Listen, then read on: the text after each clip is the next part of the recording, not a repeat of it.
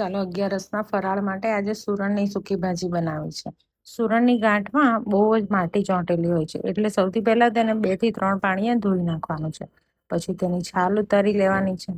હવે મોટા ટુકડામાં કટ કરી લેવાનું છે. હવે આ કુકરમાં સુરણના ટુકડામાં થોડું પાણી નાખવાનું છે અને સિંધવ મીઠું નાખવાનું છે, એટલે સુરણ ગળામાં ચચરે નહીં.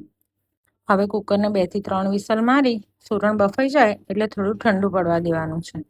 હવે વઘાર માટે તેલ મૂકી તેમાં જીરું નાખવાનું છે, લીલા મરચાં અને મીઠો લીમડો એડ કરવાનો છે.